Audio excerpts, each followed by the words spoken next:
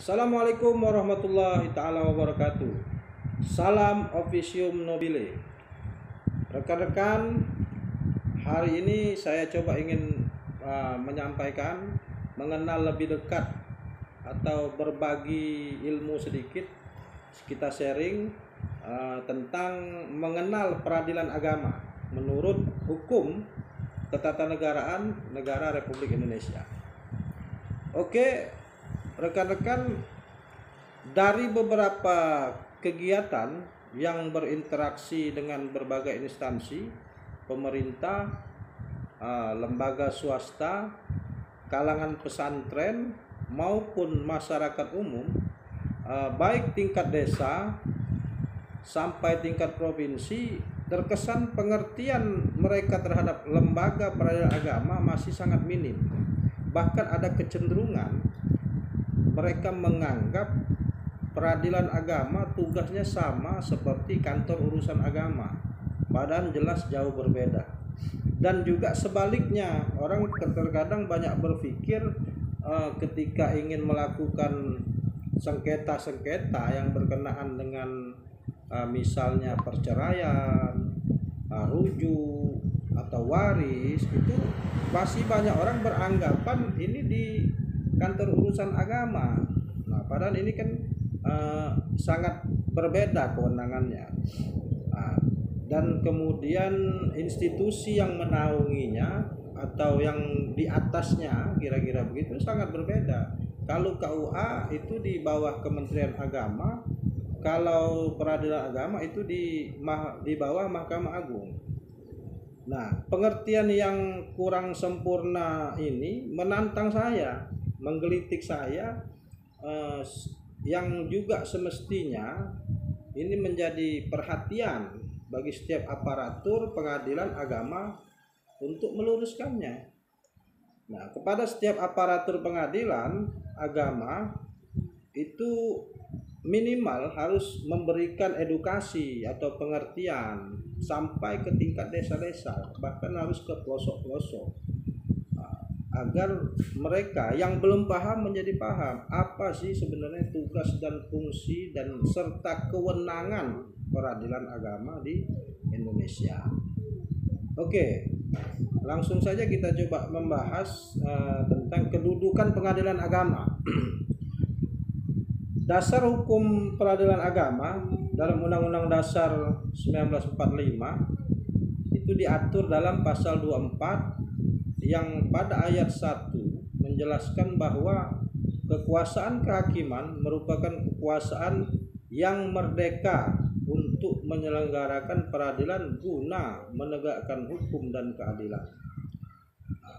Dalam ayat 2 dijabarkan bahwa kekuasaan kehakiman dilakukan oleh sebuah Mahkamah Agung dan badan peradilan umum, Mahkamah Agung dan badan peradilan yang berada di bawahnya dalam lingkungan peradilan umum, lingkungan peradilan agama, lingkungan peradilan militer, dan lingkungan peradilan tata usaha negara. Oleh sebuah Mahkamah Konstitusi, kemudian ayat 3 menegaskan bahwa badan-badan lain yang fungsinya berkaitan dengan kekuasaan kehakiman diatur dalam Undang-Undang Nomor 7 Tahun 1989 tentang Peradilan Agama, sebagaimana diubah terakhir kalinya dengan Undang-Undang Nomor 50 Tahun 2009, yang dalam pasal 2 menegaskan bahwa peradilan agama merupakan salah satu pelaksanaan kekuasaan kehakiman bagi rakyat pencari keadilan yang beragama Islam mengenai perkara perdata tertentu yang diatur dalam undang-undang. Nah, selanjutnya dalam pasal 2 ayat 1 menerangkan bahwa kekuasaan kehakiman di lingkungan peradilan agama dilaksanakan oleh pengadilan agama dan pengadilan tinggi agama. Nah, Jadi jelas di sini guys bahwasannya pengadilan agama itu melakukan kewenangan atau fungsi terhadap apa yang menjadi perkara perdata tertentu. Harus dicatat dulu guys. Jadi pengadilan agama itu menangani persoalan perkara perdata tertentu bagi ini harus digarisbawahi, bagi rakyat pencari keadilan yang beragama Islam. Nanti kita ulas lagi apa saja yang menjadi kewenangan di peradilan agama. Nah, kemudian ada pun pengertian peradilan dan pengadilan itu ada dua. Yang pertama, pengadilan adalah organisasi atau badan yang menjalankan tugas dan fungsi peradilan tersebut. Yang kedua, peradilan adalah tugas atau fungsi menegakkan hukum dan keadilan yang dibebankan kepada pengadilan. Nah, jadi tugas dan fungsi itu ada masing-masing. Jadi untuk lebih dalamnya kita coba melihat filosofi kekuasaan kehakiman di Indonesia. Sistem hukum menurut Undang-Undang Dasar 1945 menganut teori single system of court, yang artinya satu sistem peradilan, yaitu Mahkamah Agung dan badan peradilan di bawahnya, yang kesemuanya disebut sebagai pengadilan negara peradilan negara. Namun sebelum maupun setelah kemerdekaan sampai dengan tahun 1963, sistem hukum Indonesia masih menganut teori multi system of court, artinya banyak sistem peradilan. Ada pengadilan adat, ada yang dinamakan pengadilan suap raja, pengadilan negeri, dan pengadilan agama. Nah, menurut sistem ketatanegaraan yang dianut oleh Undang-Undang Dasar 1945, pasca amandemen era reformasi menegaskan bahwa Mahkamah Agung di samping sebagai badan peradilan negara tertinggi juga sebagai lembaga tinggi negara. Sedangkan peradilan di bawah Mahkamah Agung menganut sistem lingkungan, yaitu lingkungan peradilan umum, lingkungan peradilan agama, lingkungan peradilan militer, dan lingkungan peradilan tata usaha negara. Peradilan umum adalah peradilan negara yang melaksanakan tugas peradilan di bidang pidana dan perdata secara umum. Nah, jadi harus dicatat, peradilan yang pertama yaitu lingkungan peradilan umum, yaitu yang melaksanakan tugas peradilan di bidang pidana dan perdata secara umum. Nah, harus tegas ya. Maknanya harus kita pahami secara detail. Nah, sedangkan tiga peradilan yang lain adalah peradilan khusus dengan ciri-ciri sebagai berikut. Pertama, khusus justiciabelnya atau pencari keadilannya, justiciabelen atau pencari keadilan, atau yang lumrah disebut itu tidak asing lagi, atau subjek hukumnya. Subjek hukumnya itu misalnya pengadilan agama itu khusus orang Islam. Kemudian anggota militer itu di pengadilan militer. Kemudian pegawai negeri di PT-UN. Khusus hukum yang diberlakukan atau ditetapkan itu kalau di pengadilan agama itu pakai hukum Islam. Kalau di pengadilan militer pakai hukum pidana militer. Nah, sedangkan di PT-UN atau pengadilan tata usaha negara itu memakai hukum administrasi negara. Dengan demikian, peradilan agama adalah subsistem peradilan negara Republik Indonesia yang khusus melayani pencari keadilan yang beragama Islam mengenai perkara tertentu yang didasarkan pada hukum Islam. Dengan kata lain, sistem hukum ketatanegaraan negara Republik Indonesia menempatkan peradilan agama sama dengan kedudukannya dengan peradilan lain. Di samping itu, tata hukum ketatanegaraan negara Republik Indonesia menganut sistem peradilan dalam 2 tingkat. Yang pertama itu peradilan tingkat pertama seperti pengadilan agama yang berkedudukan di kota atau kabupaten, yang daerah hukumnya meliputi kota atau kabupaten. Nah, kebiasaannya nama pengadilan agama itu disesuaikan dengan nama kota atau kabupaten atau nama ibu kotanya, itu biasanya disesuaikan. Misalnya contoh itu pengadilan agama Palembang. Nah, itu jadi disebut dia pengadilan agama Palembang. Jadi lebih melihat kepada kota apa dia berdiri atau kabupaten apa. Jadi kemudian pengadilan Pontianak, pengadilan agama Pontianak. Ada juga misalnya pengadilan agama Kabupaten Muara Enim. Misalnya di Kabupaten Muara Enim itu disebutnya pengadilan agama Muara Enim. Jadi lebih kepada melihat apa nama kota atau kabupaten di mana kedudukan pengadilan agama tersebut. Kemudian peradilan ulangan yang biasa disebut peradilan banding, seperti pengadilan tinggi agama yang berkedudukan di ibu kota provinsi dan daerah hukumnya. Kalau tadi kota kabupaten, pengadilan agama itu wilayah hukumnya atau kewenangannya itu meliputi hanya sebatas kabupaten atau kota saja. Nah, kalau ini pengadilan tinggi agama, kedudukannya itu di ibu kota provinsi. Nah, kemudian kewenangannya pun itu lebih luas dibanding pengadilan agama. Nah, pengadilan tinggi agama itu kewenangannya itu wilayah provinsi. Contoh di Provinsi Sumatera Selatan, ibu kotanya Palembang. Nah, itu disebutkan. Jadi pengadilan tinggi namanya Pengadilan Tinggi Palembang. Di Jawa Barat, nah itu ibu kotanya kan Bandung. Jadi Pengadilan Tinggi Agama Bandung.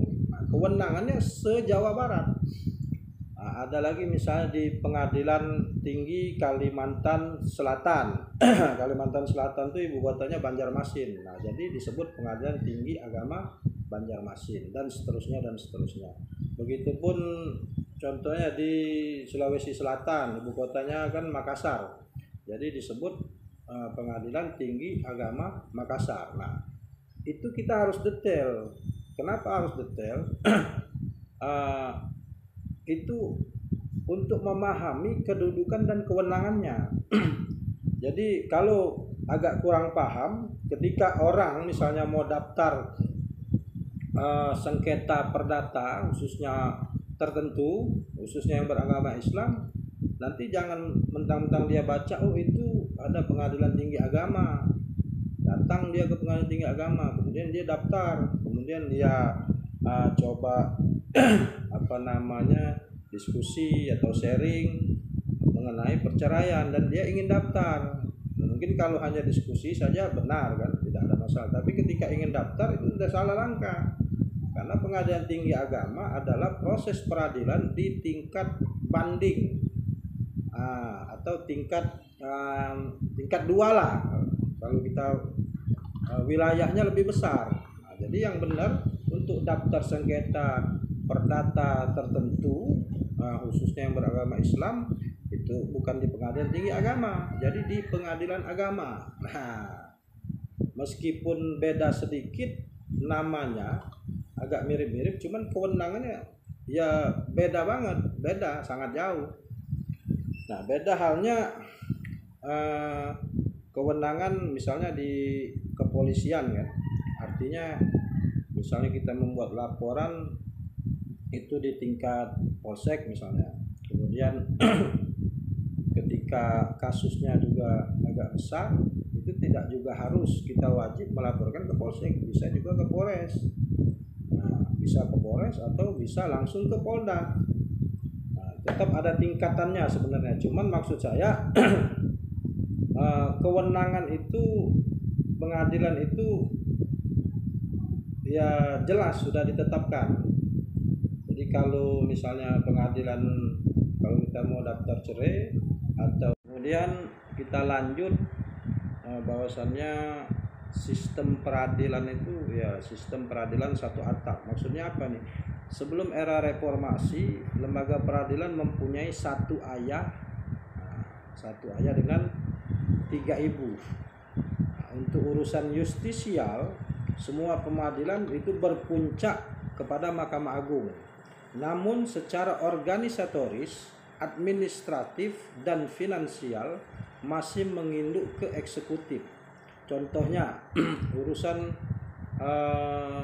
organisatoris masih menginduk ke eksekutif. Contohnya urusan sarana prasarana, kemudian administratif, kepegawaian, dan finansial itu keuangan dan gaji. Pengadilan negeri dan pengadilan tata usaha negara masih menginduk dan diurus oleh Departemen Kehakiman. Jadi sebelum era reformasi, peradilan itu di bawah secara organisatoris itu di bawah Mahkamah Agung, tapi secara finansial atau penggajiannya, kemudian sistem kepegawaiannya, soal pangkat, naik pangkat, kemudian gaji, nah itu masih di bawah kewenangan Departemen Kehakiman. Sedangkan pengadilan agama itu menginduk dan diurus oleh Departemen Agama, dan pengadilan militer masih menginduk dan diurus oleh Departemen Hankam atau Pertahanan dan Keamanan. Itu sebelum reformasi. Nah, untuk menjaga kemandirian kekuasaan kehakiman dari pengaruh lembaga negara yang lain, maka Undang-Undang Nomor 4 Tahun 2004 tentang Kekuasaan Kehakiman Pasal 42 Ayat 2 menyatakan bahwa pengalihan organisasi, administrasi, dan finansial dalam lingkungan peradilan agama dilaksanakan paling lambat tanggal 30 Juni 2004. Batas waktu tersebut kemudian diikuti oleh keputusan Presiden nomor 21 tahun 2004 yang dalam pasal 2 menegaskan bahwa peradilan agama, Departemen Agama, PTA atau MS Aceh, kemudian Pengadilan Agama dan Mahkamah Syariah terhitung tanggal 30 Juni 2001 dialihkan dari Departemen Agama ke Mahkamah Agung. Nah, pengalihan tersebut diikuti oleh pasal 3 yang meneguhkan bahwa pembinaan organisasi, administrasi, dan finansial peradilan agama berada di bawah Mahkamah Agung. Nah, kemudian kita bicara tentang sejarah pengadilan tinggi agama di berbagai macam. Salah satunya saya kutip di sini, kita contoh pengadilan tinggi agama Pontianak, karena ini cukup menarik. Nah, pada tahun 1982 berdasarkan keputusan Menteri Agama nomor 76 tahun 1983 dibentuklah Mahkamah Syariah Provinsi di Samarinda yang wilayah hukumnya meliputi Provinsi Kalimantan Timur, Kalimantan Tengah, dan Kalimantan Barat, dan selanjutnya disebut Pengadilan Tinggi Agama Samarinda. Mengingat berbagai pertimbangan, pada tahun 1984 dibentuk cabang Pengadilan Tinggi Agama Pontianak berdasarkan keputusan Menteri Agama nomor 95 tahun 1983 dengan wilayah hukum meliputi Provinsi Kalimantan Barat dan resmi operasional pada bulan Agustus tahun 1984. Dalam perkembangannya, berdasarkan surat keputusan Ketua Pengadilan Tinggi Agama Pontianak nomor W14 garis lurus A garis miring 726 garis OT garis miring OT titik 01 titik 3 garis miring 6 Romawi garis miring 2016 tanggal 17 Juni 2016 tentang perubahan nomenklatur, maka sebutan Pengadilan Tinggi Agama Pontianak diubah menjadi Pengadilan Tinggi Agama Kalimantan Barat. Adapun pengadilan agama berada di wilayah Kalimantan Barat adalah yang pertama Pengadilan Agama Pontianak kelas 1A, Pengadilan Agama Mempawah kelas 1B, Pengadilan Agama Bangkayang kelas 2, Pengadilan Agama Sambas kelas 1B, Pengadilan Agama Sanggau kelas 2, Pengadilan Putusibu kelas 2, Pengadilan Agama Sintang kelas 2, Pengadilan Agama Ketapang kelas 2, Pengadilan Agama Sungai Raya kelas 2, Pengadilan Agama Nangapinoh kelas 2, dan Pengadilan Agama Singkawang kelas 2. Nah, kemudian apa saja sih kewenangan pengadilan agama itu? Berdasarkan pasal 46 Undang-Undang Nomor 7 Tahun 1989 tentang peradilan agama, sebagaimana diubah dengan Undang-Undang Nomor 3 Tahun 2006 dan terakhir diubah dengan Undang-Undang Nomor 50 Tahun 2009, pengadilan agama bertugas dan berwenang memeriksa, memutus dan menyelesaikan perkara di tingkat pertama antara orang-orang yang beragama Islam. Nah, harus dicatat guys. Jadi kewenangan pengadilan agama yaitu adalah menyelesaikan perkara di tingkat pertama antara orang-orang yang beragama Islam. Kemudian bidang apa saja? 1. Perkawinan, 2. Waris, wasiat, terus hibah, wakaf, infak, sodako, dan ekonomi syariah. Adapun yang dimaksud perkawinan adalah hal-hal yang diatur berdasarkan undang-undang mengenai perkawinan. Nah, yang berlaku yang dilakukan menurut syariah antara lain pertama izin beristri lebih dari 1 orang, 2 izin melangsungkan perkawinan bagi orang yang belum berusia 21 tahun di dalam hal orang tua atau wali atau keluarga. Dalam garis lurus ada perbedaan pendapat. Garis lurus ada perbedaan pendapat. Kemudian dispensasi kawin. Dispensasi kawin. Kemudian ada lagi pencegahan perkawinan. Kemudian penolakan perkawinan oleh pegawai pencatat nikah. Kemudian pembatalan perkawinan, gugatan kelalaian atas kewajiban suami atau istri, kemudian perceraian karena talak. 9. Gugatan perceraian. 10. Penyelesaian antara harta bersama. 11. Penguasaan anak-anak. 12. Ibu dapat memikul biaya pemeliharaan dan pendidikan anak bila mana bapak yang seharusnya bertanggung jawab tidak memenuhinya. 13. Penentuan kewajiban memberi biaya kehidupan oleh suami kepada bekas istri atau penentuan suatu kewajiban bagi bekas istri. 14. Putusan tentang sah atau tidaknya seorang anak. 15. Putusan tentang pencabutan kekuasaan anak. 16. Pencabutan kekuasaan wali. 17. Penunjukan orang lain sebagai wali oleh pengadilan dalam hal kekuasaan seorang wali dicabut. 18. Menunjuk seorang wali dalam hal seorang anak yang belum. Kemudian 19. Pembebanan kewajiban ganti kerugian terhadap wali yang telah menyebabkan kerugian atas harta benda anak yang ada di bawah kekuasaannya. 20. Penetapan asal-usul seorang anak dan penetapan pengangkatan anak berdasarkan hukum Islam. 21. Putusan tentang hal penolakan pemberian keterangan untuk melakukan perkawinan campuran dan pernyataan tentang sahnya perkawinan yang terjadi sebelum Undang-Undang Nomor 1 Tahun 74 tentang perkawinan.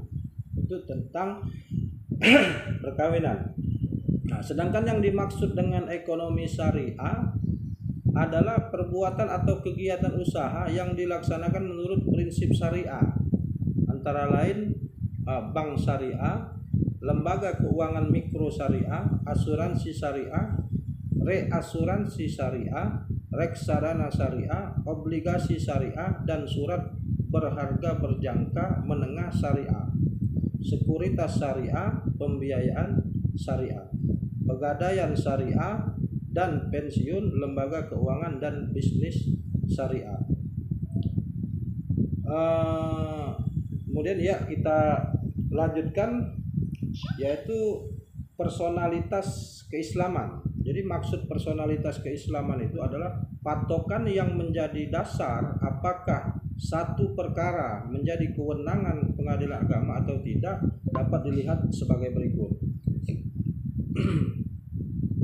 Yang pertama, dalam sengketa perkawinan maka perkara tersebut menjadi kewenangan pengadilan agama sepanjang perkawinannya dicatat, dicatat di kantor urusan agama, meskipun pihak-pihak atau salah satu pihak yang berperkara tidak beragama Islam. Terus dalam sengketa waris misalnya, maka perkara tersebut menjadi kewenangan pengadilan agama sepanjang pewaris atau orang yang meninggal dunia beragama Islam.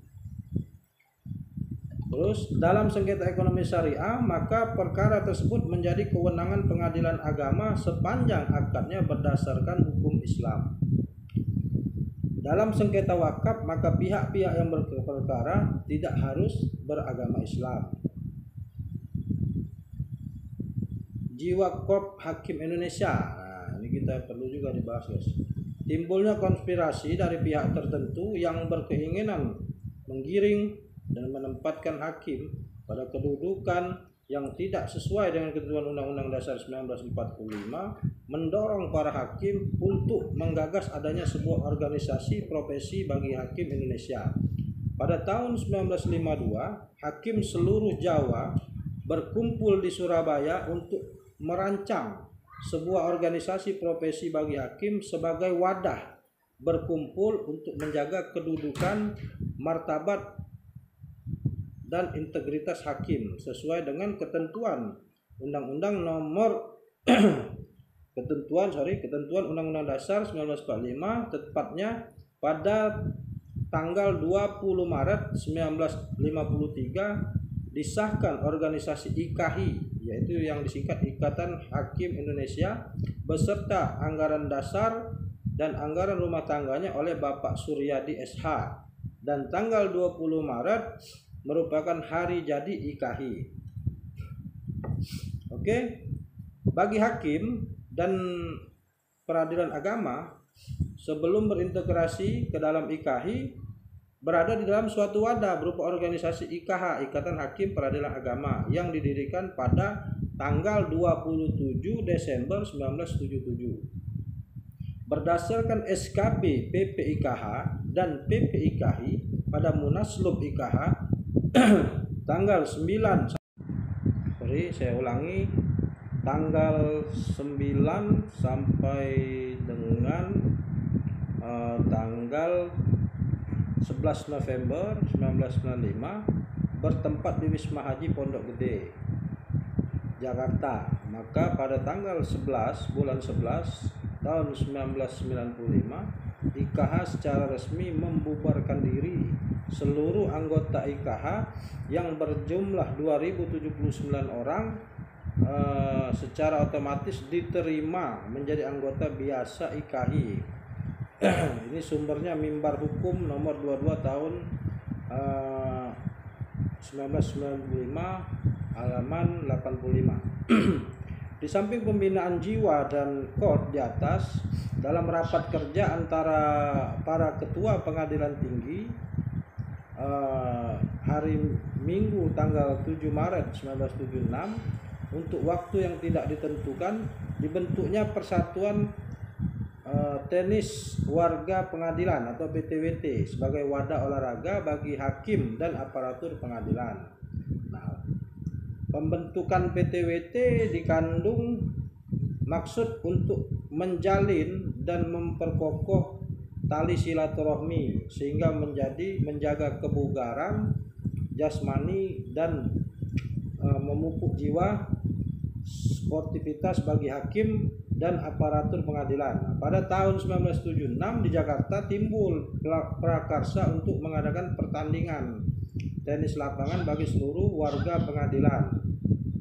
Pemrakarsa lalu menghadap Ketua Mahkamah Agung waktu itu Bapak Prof. Umar Seno Aji, dan beliau mendukung sekaligus berkenan memberi piala Umar Seno Aji untuk diperebutkan bergilir di antara warga pengadilan seluruh Indonesia.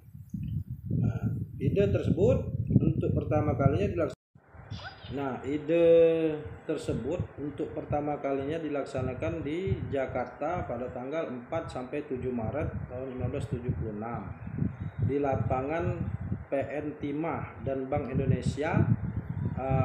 Perhelatan tersebut diikuti oleh 10 kontingen dengan menghasilkan pemenang juara 1 PT Surabaya atau Pengadilan Tinggi Surabaya, juara 2 Pengadilan Tinggi Semarang, dan juara 3 Pengadilan Tinggi Jakarta.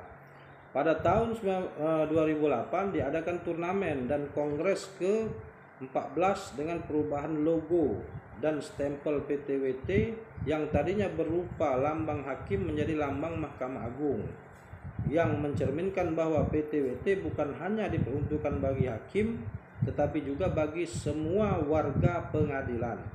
Pada turnamen PTWT ke-14 tanggal 1 sampai dengan 7 September 2008 di Palembang, jumlah peserta menjadi 61 kontingen, terdiri dari 1 kontingen dari Mahkamah Agung, 29 kontingen dari Peradilan Umum, 29 kontingen dari Peradilan Agama, 2 kontingen dari Peradilan Tata Usaha Negara, dan 1 kontingen dari Peradilan Militer. Demikianlah informasi mengenai gambaran pengadilan agama. Semoga bermanfaat bagi kita semua, khususnya bagi yang menonton video saya. Jangan lupa like, subscribe, and